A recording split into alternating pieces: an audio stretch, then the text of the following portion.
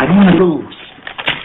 I want to win! I need professional help. Sports Betting Weekly. Sports Betting Weekly, sponsored by EasySportsData.com. The books use data, shouldn't you too? And this is easy sports data, like the preschoolers use.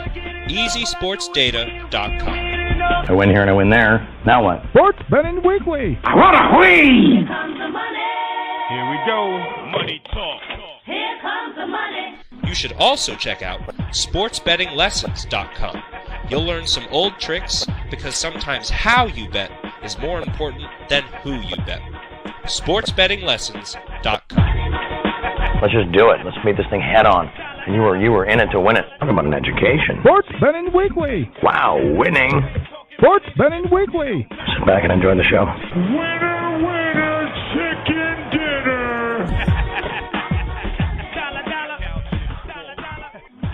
It's funny because this is really cool. Remember, we used to have to get up at like 6:30 in the morning to get to the ESPN radio station so we could do our show from 8 to 9. And then we had to wait to get the show so we could put it out on the podcast. And with the Worldwide Sports Radio Network and Belly Up Sports Podcast Network, oh my God, it is just so much easier. It really is. So we're going to do this week. We've got a full slate of games to cover. We are going to talk about some live action. We're going to talk about some horse racing. We're going to talk about some UFC on Fight Island. We're going to talk about the AFC and NFC championship games. We're going to do a lot of it. But first, what we're going to do is kind of have the guys talk for a little bit so I can look at the board and get a feel for what I need to get caught up on. So, Blackhawk West, what's on the top of your head right now? Well, you and I exchanged some texts yesterday, and over the weekend, I discovered something I hadn't discovered before, and it's always cool to learn something new, but I probably could have saved myself a little bit of pain had I discovered it sooner. But I don't know if all sports betting apps have the function, but I went into my bet slip, and there's the action you have queued, but then there's the side that if you click on it, it's open bets. And if you click on open bets, it offers you a cash out.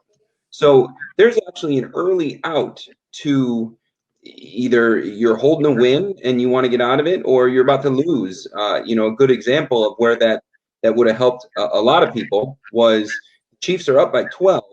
Well, at that point, they're covering the spread. You could probably get a little bit over a full unit back on it if you hit cash out right then and there. Once that shifted to where the spread was no longer covered, you probably would have only got about a half a unit back, but you could have stopped the bleeding right then and there. I haven't paid too much attention to it, but it's certainly going to be a part of what I look at now, especially, if we look to this weekend, we look at Tampa. Tampa's a dog, and we'll get into that pick later, but because they're a dog, if for some reason they jump out 7-0, 3-0, 10-0, I think that cash out function may give you more than your initial unit if you choose to get out now, if you're on the Green Bay side of things.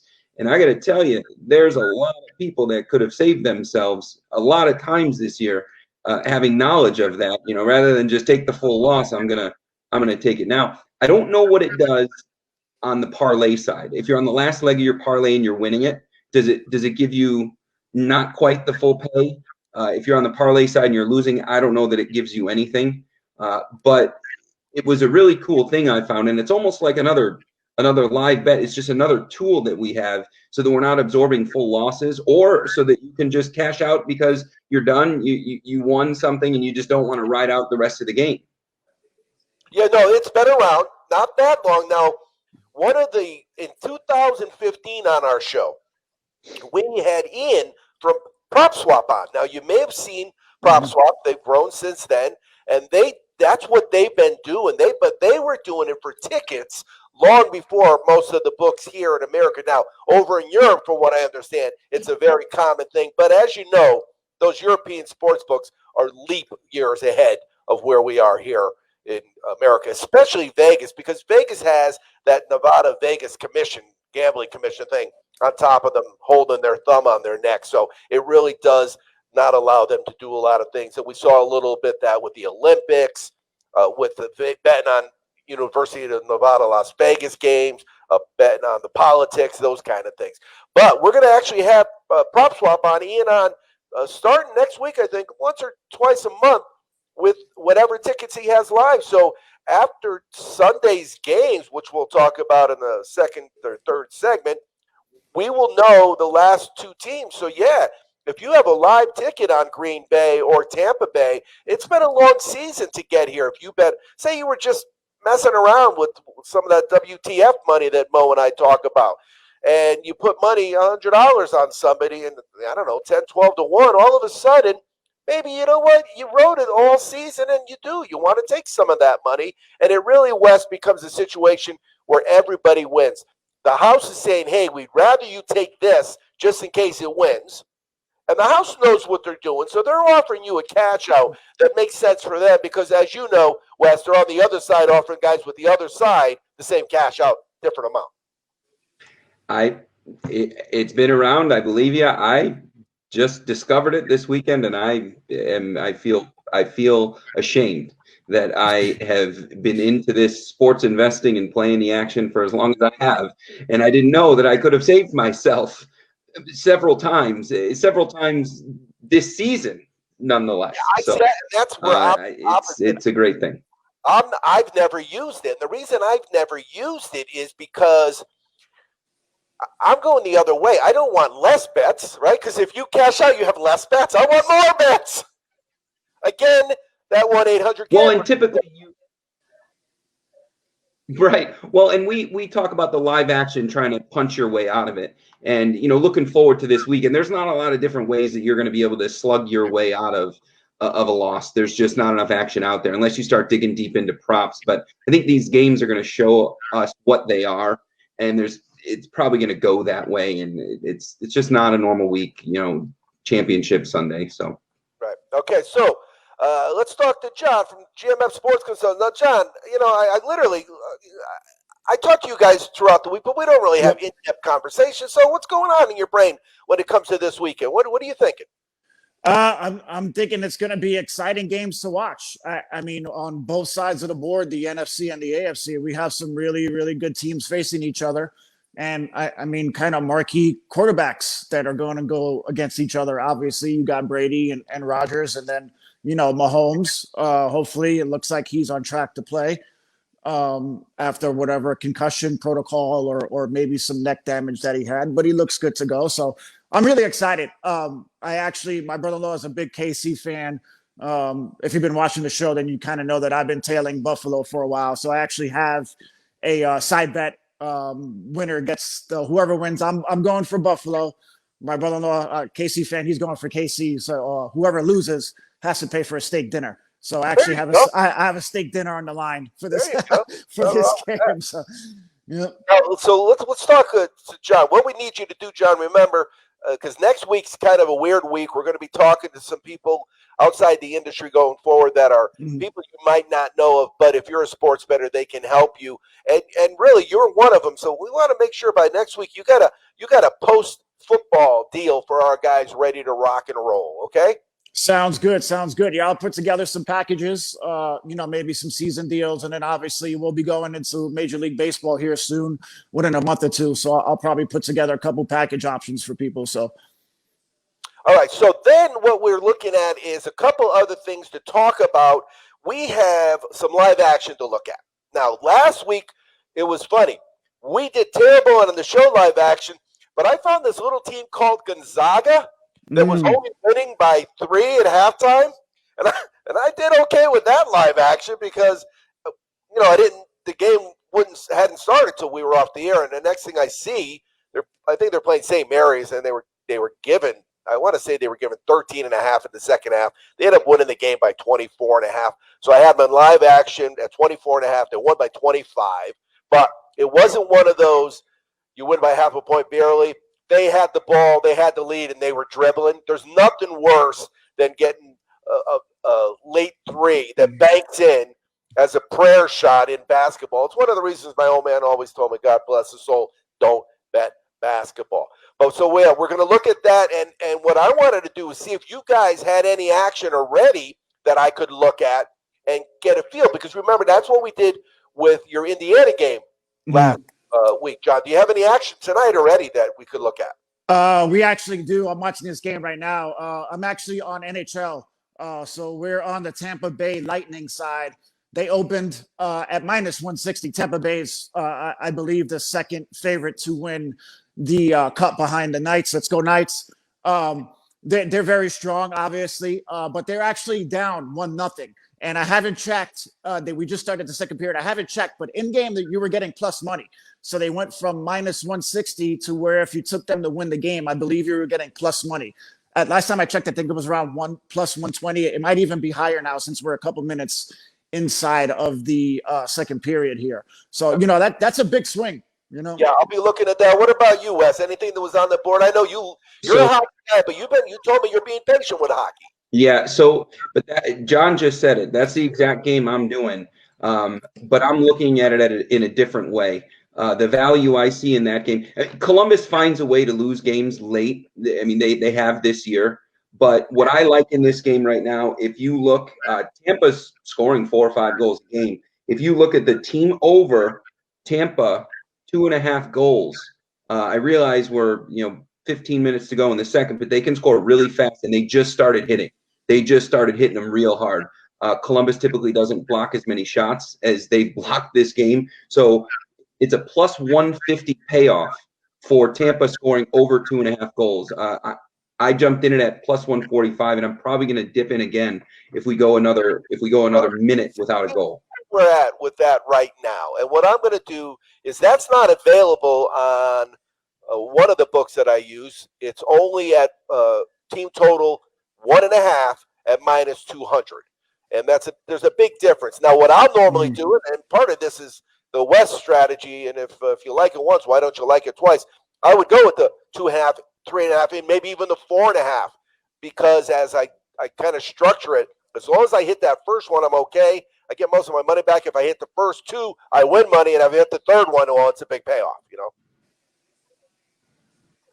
Any other things, John? Let me ask you. The other one I see in this Tampa. I'm listening. What else in the Tampa Bay? I was just going to say, Chaz, you and I have talked before about these odd spreads. Both teams right now, the team over under are 2.5, but it's a 4.5 combined over under for this Tampa Columbus game. Just so I got an odd thing. Books, and neither of mine are offering me the 2.5 on the Tampa Bay Lightning. I'm getting 1.5 over. So if you like 2.5, I got to take the 1.5, right? And that's minus 182. What did you say your 2.5 is? It just jumped because they went a little bit more time without a score. It just jumped to plus 165. And you're talking about just betting them for the game, right? They could lose. I'm talking. I apologize. Originally, we talked with John, who said that was his play. Now they're at plus 140 for the game. That's what you were talking about, John? That's what I was talking about. Yeah. So they would have to obviously win the game.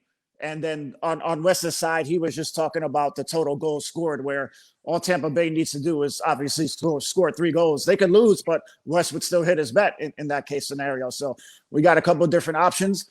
But, I mean, that's plus money, especially if you like Tampa Bay, where I said at minus 160. Now you can jump in and you can get them at plus 140, or you can go with the point total too there. So some options for hockey tonight. What I'm looking at is I'm going to take all of your suggestions and I'm going to make those our 3 plays for tonight. So what we're doing is we're going with we're going to take the 1.5 goals over. We're going to take the 2.5 goals over, and then we're going to take the 140. Tampa Bay just wins the game outright. And I threw in one more play because I couldn't get the 2.5, and I listened to what Wes said. Blackhawk Wes said basically it's not making sense. If you add those totals together, it doesn't make the over. So I went the over 3.5, and I got that at minus 224, which is on the high end that I'm going to go with live action. I tried it to stay under 200. But again, when you've got a lot of live plays in, it really becomes a situation where what does it take to get all your money back? And if that's the worst case scenario, guys, who's not going to take that every day of the week? I mean, I would go if I could bet every single day, and at the end of the week have $7 or $8 more in my account. I'm happy with that. Don't get me wrong. I cashed out this week with Bitcoin, but I was really busy. So I didn't get a chance to take the Bitcoin out of my account. And so I lost 10% of my withdrawal this weekend because we talked about how Bitcoin goes up and down. Unfortunately, I wanted that money. I was going to use it for something, so I didn't. I just didn't pay attention. But with the new administration coming in and then putting, they really don't like Bitcoin. Traditional people don't like Bitcoin because the bad people use Bitcoin too. So, unfortunately, that's a story to tell. That's the third time that I've left money in Bitcoin, and once I've won money, twice I lost money. So. It's a very unique investor. There's not too many of your portfolios, guys, that you look at and it goes down like a bouncing ball, up and down, up and down, up and down. Just amazing. All right, so I'm going to pay attention to that just in case they go and they add that 2.5 in, because I might take that as well. So all those bets are in. We're good. I got the 3.5 too, and we are going to slide over and talk about. Before we go to break and go to the games of Sunday and the UFC and the horse racing, we got to talk about the last 2 weeks, the wild card and the division rounds. I mean, you guys were just amazing. The three of us, we gave out so many winners that I had to stop using the cash register sound on the videos because I broke it. That's how many winners we had. I mean, think about it. I think we had. On the wild card, because there was more games, of course, I think we cashed like 11 tickets between and there were 4 games. There were 4 games. We cashed like 11 tickets. And then last week, we nailed them again. Now, I will say, ironically, I did not take the money out of Bitcoin, bet it on the money line, and put it back in, but I did have the money line. And let me tell you right now, that money line that we talked about with a 10-point favorite, feels a lot better when the kid's on the ground and you don't know where he is. Mm-hmm.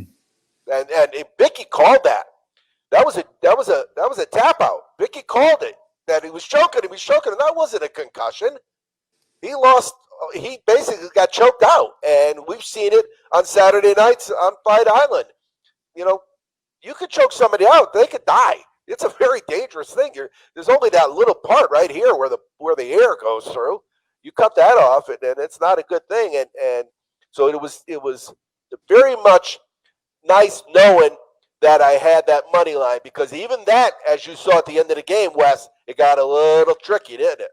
It did get tricky, and I tell you could hear a pin drop in this entire city when he went down. And I mean, you saw it on TV, the look in his eyes. And the one thing that the Chiefs cannot have happen is my homeboy getting hurt.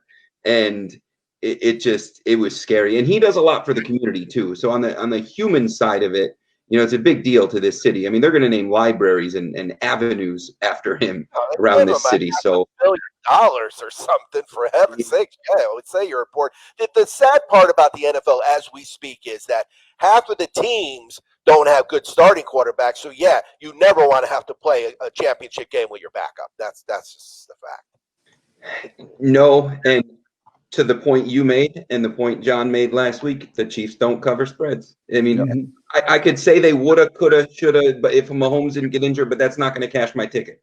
However, I will say I did load them out in the first half, just hoping, and I didn't bet them for the game. So I had the first half Chiefs for the game money line, and I really did. I was walking around the house like I was Nostradamus or something.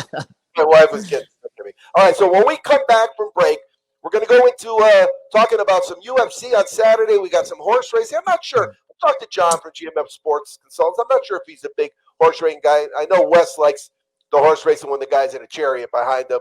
You're listening to Sports Betting Weekly on the Belly Up Podcast Network and the Worldwide Sports Radio Network. It's the Worldwide Sports Radio Network. Be fearless at MMA Long Island and Seituha Karate. Located at 28 Colt Court in Ronkonkoma, MMA Long Island is the martial arts school for you if you want to learn combat-proven techniques, build confidence, discipline, and self-esteem while learning real martial arts to fight back against bullies, predators, and peer pressure. MMA Long Island offers group and private lessons for all ages and levels in traditional Goju-Ryu karate, MMA, and self-defense. MMA Long Island is one of Long Island's most affordable martial arts schools. There are no promotion, belt, or membership fees, and family discounts are available. All classes are taught by 7th degree black belt Sensei John Benedict with over 30 years teaching experience. So whether you want to get in the ring or protect yourself and your family, MMA Long Island can help you reach your goals. Visit MMALongIsland.com. That's MMALongIsland.com or call or text 516-381-9660. That's 516-381-9660. Do current market conditions have you nervous? Our experienced team of financial professionals at Heritage Harbor Financial Associates understands that no two investors are alike. We all have different goals, needs, and appetites for risk. That's why the one-size-fits-all approach does not work, especially when planning for retirement. At Heritage Harbor Financial Associates, we analyze your unique investment style so that you can work toward your individual retirement goals on your terms. Heritage Harbor Financial Associates can help you take steps to reach your retirement goals by providing a wide array of financial products to fit your needs, even for the risk adverse. Give us a call at 631-331-6599 to learn more or to set up an appointment with one of our financial professionals. You can also find us on the web at hhfa.org or on Facebook at facebook.com/hhfa.org. Our number again is 631-331-6599. That's 631-331-6599. Investments in stock, bonds, and mutual funds and variable annuities are not FDIC insured and are subject to fluctuation in value and market risk, including loss of principal. Heritage Harbor Financial Associates offers securities through AXA Advisors LLC, New York, New York. Member FINRA, SIPC. Annuity and insurance products offered through AXA Network LLC. Edward Lehman has been a trusted insurance advisor for over 16 years with insurance solutions for auto, home, commercial, life, and retirement. He's located at 54 Sunnyside Boulevard, Suite H in Plainview. That's just 1,000 feet south of 495. Local agent, local advice. The time to think about insurance is before you need it. So do yourself a favor and before you pay your next insurance bill, give Ed and his team a call, 516-935-3900, or visit him online at www.allstate.com/EL. Edward H. Lehman Insurance is your trusted insurance advisor. It's the Worldwide Sports Radio Network. Sports Betting Weekly. You keep lying when you ought to be truthing. And you keep losing when you ought to not bet. We got UFC 257, but of course it's McGregor, and he's a big draw whenever he fights. Wes? I'll watch him. I don't follow it too much. I put so much into hockey and CFL and NFL that I just don't know enough about it. And you know, the fights are not very cheap either. No, that's not, especially when you used to be able to go out to a place, it still was $20 to get in a lot of times, you know? Yeah, well, you go out to a place, you're going to come home with something you probably don't want. No, nowadays those places aren't even open, that's for sure. So, but what we're going to do is we're going to talk a little bit about the UFC, only because I've got some action. Now, if you remember, McGregor fought Mayweather, right? Back in the day. And that was a boxing match. And that, I remember we watched that at the studio. We had, I don't know, a handful of guys there. And it was funny because you could see him just kind of losing his energy as the fight went on. And Mayweather just playing with him, literally just playing with him. And then finally he knocked him out. But then he came back and he got beat. Well, the last time he fought, he won in like 40 seconds. So they had him at minus 300. And I thought to myself, hey, if you like betting an over in a hockey game in the second period at minus 230, then why would you not bet McGregor at minus 300? Well, since then it went up to minus 320. So I'm hoping to get a little bit of my Bitcoin back. So the question I had asked you is, do you ever give out UFC fight plays on for your guys? I do once in a blue moon. I just don't follow it that closely. It's more of kind of an entertainment value. more than a betting or an investment for me. I know a lot of guys. Obviously, McGregor is the biggest name in UFC, so I'll probably bet it because I like Conor McGregor. The minus 300 or the 320. I'll probably wind up throwing in a parlay or something like that. But yeah, normally I won't do it just because I don't follow any of the fighters. I don't follow the trainers. So I just don't know it. And I always have this cardinal rule where if you don't know too much about the sport, if you don't know the players, don't bet it. But, I might throw a couple bucks on it. I'll probably wind up watching the fight at home, so. Yeah, and again, that was the main reason I bet him is because I thought to myself, I don't have him straight. I did exactly what you said. I threw him with some parlays. Mm-hmm. And, it's funny because it takes the parlay and it kicks it up a little bit, but you end up getting even money on McGregor. Is what it would happen if you got to hit that. Of course, you got to hit the other parlay. So, and then that'll be Saturday night, and that'll be cool because I always do the Belly Up Fantasy DC show with Dan and with Chris on Saturday nights here on the Worldwide Sports Radio Network, and that'll be nice because it'll be right before that game, so that'll be a lot of fun. All right, so next we're going to talk about the first game on Saturday, and that is Tampa Bay at Green Bay. And we're going to just let John start. That's a great matchup. Brady and Rodgers, two marquee names. So this is going to be a tough game. I'm taking Green Bay. I said it last week and the week before. I've been on the Packers kind of wagon. So I kind of feel obligated just to stick with them. That Tampa Bay defense worries me a little bit. They beat the Packers pretty good. I think it was in week 4, I think, when they played. So there is a little bit of a revenge factor. Green Bay is at home for this one. So we'll kind of see if the weather kind of plays any effect into this. I know it'll probably be cold. They were saying about snow. So we'll kind of see that. But Brady's used to playing in snow. I don't really think that'll affect him too much. But it's going to be a great matchup. I'm going to put, a little bit on Green Bay and then watch for those in-game live opportunities and take it from there. But both these games are really, really, really good. So it's a tough call, but I'm leaning Green Bay at this time. What are you thinking, Wes? Well, I'm on the opposite. I had Tampa money line last week, and I also had Tampa in that over 10.5 first half. So I'm going back to the well with the first half play. It's 12.5 this week, and I like that. I think that's a pretty safe one.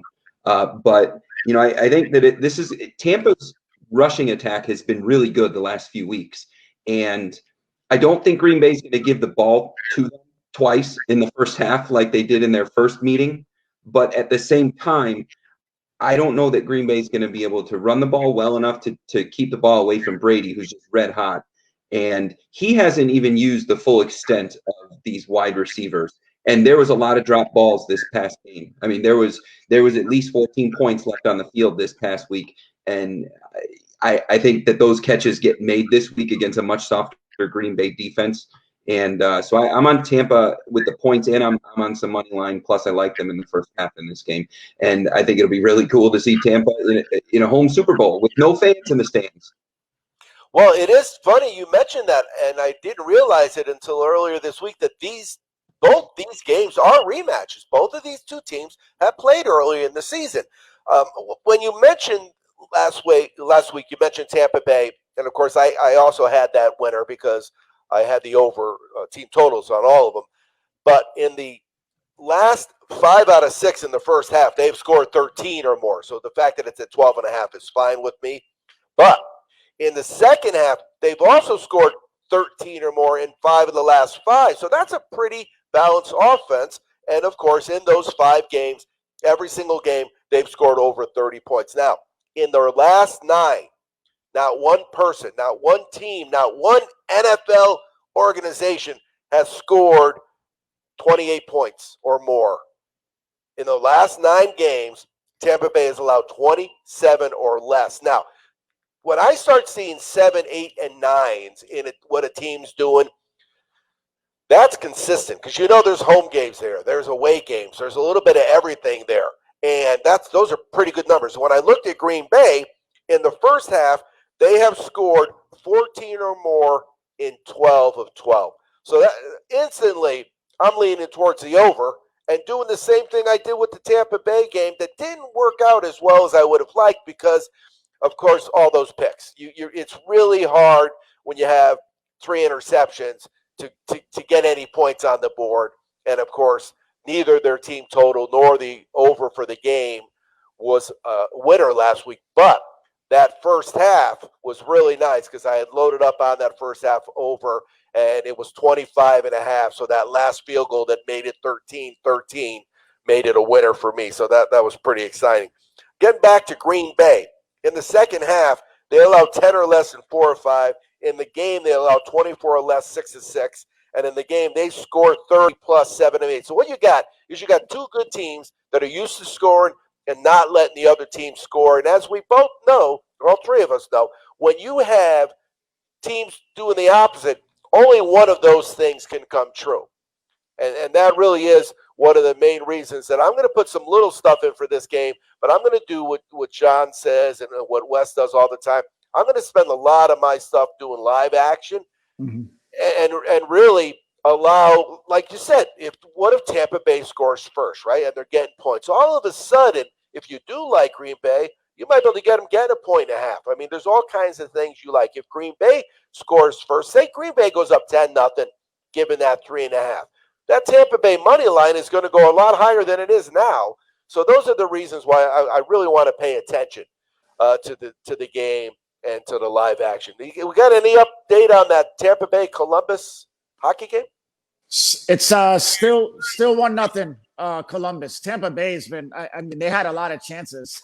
I can't believe the goalie for Columbus is doing pretty good because they've been on them. But it's still 1-0. As Wes says, those will come in flurries. I mean, I told you a couple weeks back, one of the guys gave me the play of the over, and it was like 2-1, and the over was 6.5. They ended up scoring 8. So they scored 5 goals in the last 20 minutes. And remember, in any sport, in the very end, when you're tired, things change. In basketball, when you can't get that leg extension because you're tired, the shots don't fall. In hockey, I've never played hockey. I've skated a little bit. I grew up where it was cold and they had ice skating rinks, so I moved to San Diego. But I do know that hockey is really hard to play. And, boy, you got to think after 60 minutes. That's why when you see those playoff games that go – last year, didn't they have a 7-period game or something like that, Wes? It was like 7 or 8 periods. It was actually close. I mean, it was over 2 full games. I think it might have been Boston, Tampa. It was Boston was involved in it for sure. I don't remember. You see football players cramping up in the second quarter. These guys played 160 straight minutes of hockey. It's just amazing. And then they play again tomorrow. Yep. All right, so when we come back from break, we're going to talk a little bit about horse racing. John, I don't think I've ever talked to you about horse racing. When we were in Vegas together, I don't think I bet any horses. I almost always are going to have some action on the horses during my trip. A lot of times what I like to do is I get the racing form for the plane. It's an hour up and down the mountain, so it's not a big deal. But by the time you get to the hotel and stuff, you've had a time to go through a few of the races. So I won't have any plays for this weekend. But John, do you ever play the thoroughbreds at all? I used to be a pretty good, decent amount of my plays used to be thoroughbreds when I first started off. Number one is because you can go in with a couple dollars, minimum investment to reward. And I started when I grew up in New York, they had the OTBs. They were kind of like little almost office fronts where you walk in with the little screens. And I was just fascinated by it. Because you used to have all these guys in there screaming and yelling at these little TVs. So ever since that kind of stuck with me, back on my East Coast days and everything like that. But I used to follow it. Right now, I don't follow them, but, I used to follow the jockeys and the trainers and obviously the horses that play certain tracks. You kind of follow them and you get to know, how they run and stuff like that. So I haven't really followed it in quite some time. I'll throw a couple bucks, just for fun for the Derby and the big races now. But I haven't, got really into it for probably a couple years now. Yeah, that's my favorite Seinfeld is when Kramer's at the OTB. Yeah, we grew up where, we were hanging around the OTB. My favorite story, this slides over into a West segue, is the OTB would close at 8 o'clock. Or or 9 o'clock, I think. And the first race from Yonkers was at 8, and the second race was at 8:30. So, like 4 of us would each throw in $5. We'd have $20, and we'd each pick a horse in each race, and we'd go back and forth with the 2-horse partial wheel on the daily double. And one night it hit, and one of the guys' horses paid like $30. And we walked out of there with like $300. We put in $5 each. We had like $75. We went to a club downtown New Haven. I think we paid $20 each to get in. I forget who was. It was, you know, we get some good bands on the stage. I forget who was in there, and we drank all night long, and I think we all came home with like $15 in our pockets. So it was one of my greatest horse racing stories. So, Wes, I know you like to trot. Will you do anything on the thoroughbreds when it's $1 million race? Yeah, of course I will. I'm really looking forward to this card, actually. So when you said we were going to talk about it, I was pretty excited. You know, the big race, I'll play a super for sure. But normally when I bet the horses, my favorite thing to do is I just bet to show. I'll throw a unit to show and just keep cashing the tickets and hope to catch, you know, 20-1 that pokes his little nose in there for third. You know, and then I get a couple of those, and I might go win, place, show. You know, very rarely do I throw money at the gimmicks, unless I'm winning pretty good and I like the races. But yeah, I'm looking forward to this card. I spent a good amount of time on race 12, and I know that 10 on paper looks pretty good, but I don't really like the jockey change, so I threw the 10 out. In the Pegasus, I'm looking at the 6 over the 487. Well, you know, it's funny because that's actually a $3 million race. But what I do is I'll bet any race, but I really like to if I'm going to invest the time, and really it's harder to handicap for me a horse race than it is a football game, because the horses got so many variables, so many things to look at. But it's a $3 million race, the final. The race before it is $1 million, and the 2 races before that are $350,000. So this is a $3.35 million pick 4, and that's the kind of quality races that I'm looking for. You know, horse racing has too many tracks, not enough horses. It's got all kinds of problems. Pete is the least of their worries, really. But when there's 6 horses in a race, and, you know, there's a 9-5 and a 6-5 and a 7-5, you know, I'm only betting that race if it's the last race out the door and I'm leaving the casino for the airport. But tomorrow I will have pick 4s, or Saturday I will have pick 4s. And what I look to do is I look to go slow. But that show bet that you mentioned, I'm telling you right now, if you got a bunch of guys and you're just hanging around and you're in a sports book and you want to have fun, put in a show pool. Throw $20 in each, kind of like that story with the daily double. And then you all get together and you agree on one horse and you just let it ride, and you let it ride. And like you said, all it takes, Wes, is your horse to come in third and the favorite to come in fourth. Yeah, and that is all it takes. And just a quick update, Tampa is now up 2-1. So what I like very much about that number they scored twice. This is because they're the defending world champion. They scored twice. Oh, there you go. They scored twice. Yeah, I like that. Twice in 2 minutes. The question you asked last week, when does the goalie get pulled? I think that Columbus going against the defending world champion, if it stays 2-1 late in the third, that goalie's coming out. And 2.5 over, I mean, that's there. But Tampa's probably going to stuff another one home before this second period's over. So the 1.5's already a winner. Yep. Tampa Bay's got 2. So that one cashed. He cashed already. Already cashed. Yep. The 2.5 is live. The plus 140 is looking good, and I got 3.5 on that over. So I need to go by anybody. Yep. So in a perfect world, a 3-2 final, Tampa would work for everybody, right? Sure. That's right. Everybody wins. Everybody wins. I was sad getting off the air giving out picks. That's why we want people to watch the show. We're giving them winners right this second. And then I was kind of sad. And then, of course, Gonzaga made me feel a lot better. So when we come back from break, we're going to talk a little bit more about the Pegasus. The big race is a $3 million race. We're going to talk about the later game, which, of course, is those Bills at a steak dinner at the Kansas City Chiefs. You're listening to the Sports Betting Weekly. We're on the Belly Up Podcast, Belly Up Sports Podcast Network, and the Worldwide Sports Radio Network. It's the Worldwide Sports Radio Network.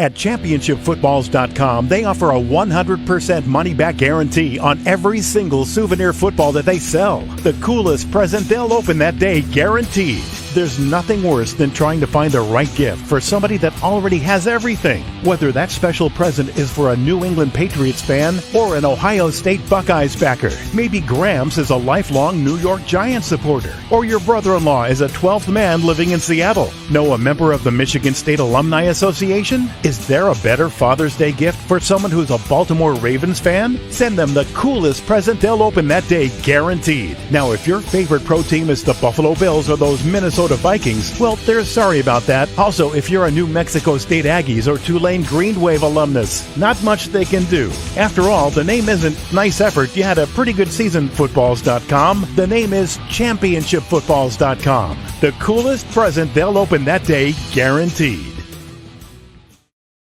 Hey, this is an important message. I'm Second Half Chaz from Sports Betting Weekly. Sports betting is supposed to be a hobby. It's supposed to be fun. If you're hurting yourself by gambling with money you don't have, check out our website for the Gamblers Anonymous phone number. When Vince Young scored on 4th and 5 in the 2006 Rose Bowl, two things happened. The Texas Longhorns won the NCAA title, and ChampionshipFootballs.com was born. From Texas to Alabama to Ohio State, and now for Super Bowl winners too. ChampionshipFootballs.com is the place for the coolest present they'll open that day, guaranteed. Now, 10 years later, ChampionshipFootballs.com has the autographs too. See if any of these names remind you of a special time in your football life. Michael Bennett, Lou Holtz, Joe Montana, Devin Smith, Jameis Winston, Rocky Blyer, Rocket Ishmael, Ara Parsegian, Mike Stonebreaker, Chris Zorich, Luther Bradley, Todd Light, Tony Rice, Lawrence Taylor, Dave Casper, Marcus Mariota, Rudy Rudiger, David Tyree. Enter the promo code RADIO and you'll instantly save $50 on any of the ChampionshipFootballs.com autographed footballs. ChampionshipFootballs.com.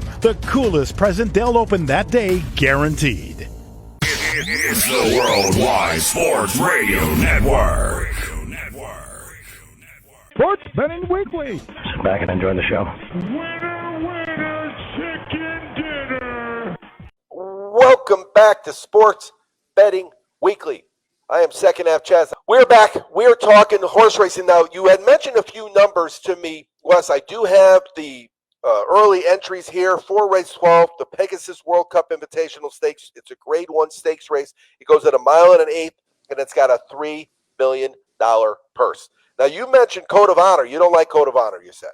I don't like the jockey change, especially the quality of jockey that that's been on him in the last 4 races. I don't like that horse. I'm not in this position. Plus, there's a little bit of travel that just made me look the other way. I think that there's some value, and I really like the 6. Kiss Today Goodbye. It's a California horse, which is typically faster, but at the same time, I like Mike Smith. And he's, outside of Rosario, Mike Smith is the best jock in the race. And you named the other numbers. Give me those other numbers. So I'm playing Win Play Show on the 6, and then I throw in the 487 into a box for a try and a box for a soup. With Tax and Nick's Go. And yep. What's the 4th horse? The 487. Oh, 487. Underneath the 6. So 4, 6, 7, 8. Yep. Yes, yeah, sir.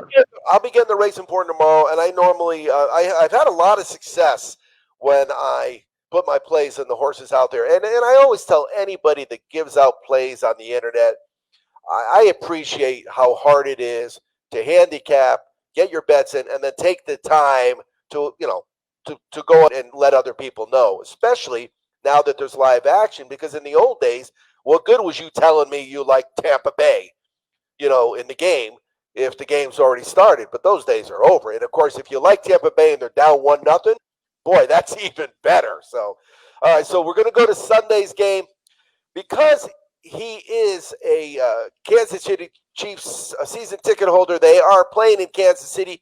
Vicky asked me, "Are you going?" But you didn't get tickets for the beginning, right? But did they do anything for this, or what did they do? They offered me the package, at pretty much the same price, but it's an odd thing because normally I would sell the first round of the playoffs because at this point, 3 years in a row, we expect to be in the conference championship. But there's odd restrictions. You have to buy your tickets in a pod, and I was able to get my seats if I wanted them, but it's a pod of 4. So, and I can't sell it unless I sell it to a group committed to taking 4, and a little bit different with StubHub and everything else. So no, I'm not going to the game. And there's too much risk out there. I want to do the right thing and put this Rona business behind us. Yeah, no, there's no doubt about it that trying to stay alive as your number one goal is very draining. And I'm not talking about being in Afghanistan or, on the front lines of a military coup. I'm talking about just sitting in my house in San Diego and having to put up with people that are stupid and do stupid things. And when there's alcohol involved, the stupidity of the human race goes up quite dramatically. So I could imagine that. But let's talk about the game. Wes, what do you see? So I did a lot of breakdown on this, and it's a 3-point spread. So basically, you're either taking money line dog or you're laying the 3 on the favorite. But I took the 3 best quarterbacks that the Chiefs played against this year, which I think we would all agree are Drew Brees, Tom Brady, and Josh Allen. And when I looked at what the Chiefs did in that game, a lot of people want to dog the Chiefs defense, but the Chiefs averaging in those 3 games against the best quarterbacks were 166 rush yards and held their opponent to an average of 74 rushing yards. And they owned the time of possession 27-23. And if you're going to beat Mahomes, you've got to keep him off the field. That Buffalo defense is not very strong. And the last time the Chiefs played Buffalo, they didn't have Le'Veon Bell. They weren't playing him. He wasn't used to the system. And Edwards-Helaire hung over 150 yards on them. So I like the Chiefs in this game. If Mahomes is able to even crawl on the field, I like the Chiefs in this game. I just don't think Buffalo's going to have enough defense to stop them. Buffalo had 10 possessions last week and only scored 3 times. The Chiefs, minus a kill-the-clock kneel down and a missed field goal, they scored on 5 out of 8 possessions. So there's really no stopping them. All right, John, what do you think? Yeah, I kind of feel the same way. I'm going to be on the Buffalo money line situation, and also I got, like I said before, steak dinner on this game. But I feel the same way. Buffalo's defense, I think they're going to have to send some pressure to Mahomes. I was watching, especially the first half. Cleveland got stuck at where they were playing such soft zone defense, and Mahomes was able to read that and pick them apart, no problem. I think that Buffalo's going to have to start sending some guys in blitzes. Maybe the foot issue, maybe get him moving out of the pocket. But if you give Mahomes time, he's going to eat you up.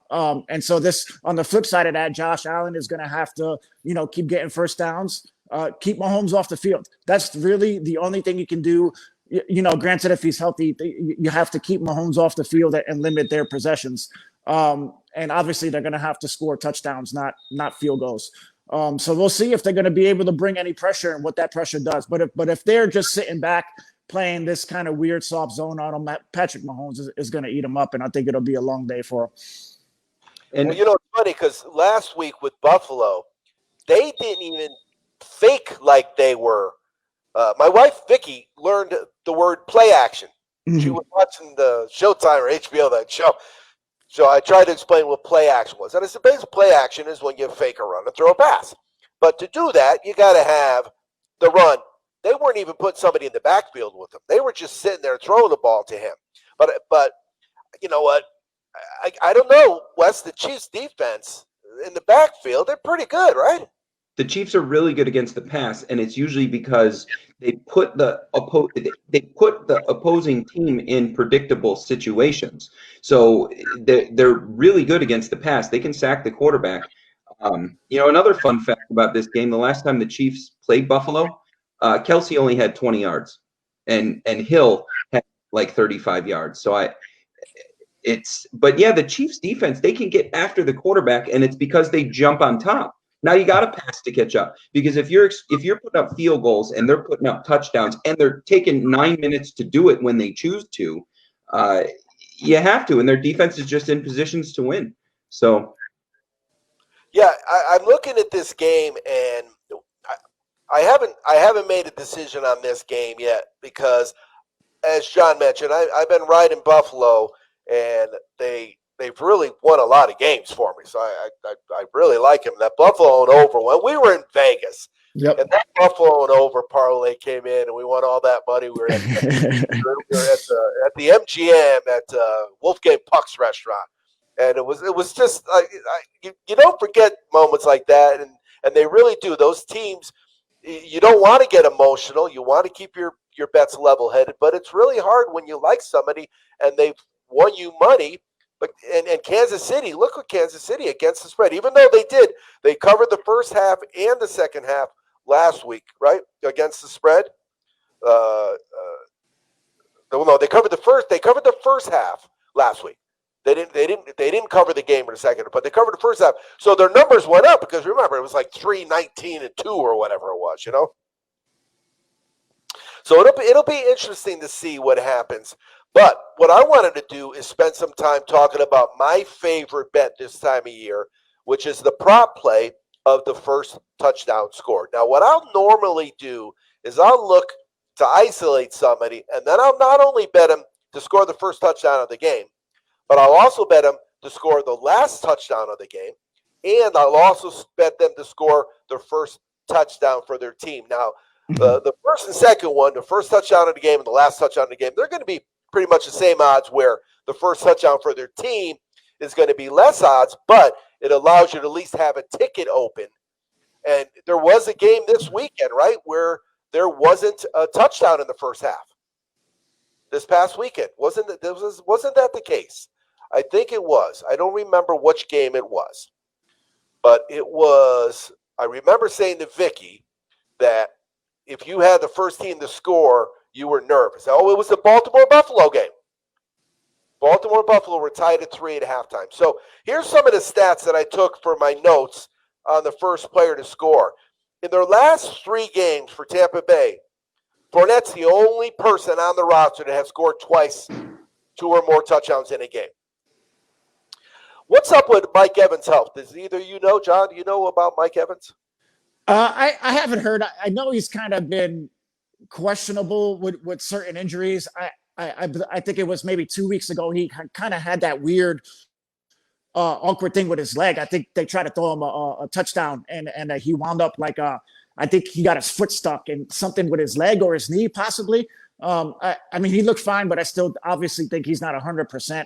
I'm pretty sure he'll play, but to what extent he'll be, even if he's at 50 or 60, you still got to put him on the field if you're Tampa Bay, just because he's that good. But yeah, I think he had some type of knee damage, if I remember correctly. Then I went to Green Bay, and Green Bay has Adams, right? Adams has been pretty good. He's got 18 touchdowns. He's got more touchdowns than anybody else, receiving or running, of the rest of the 4 teams left.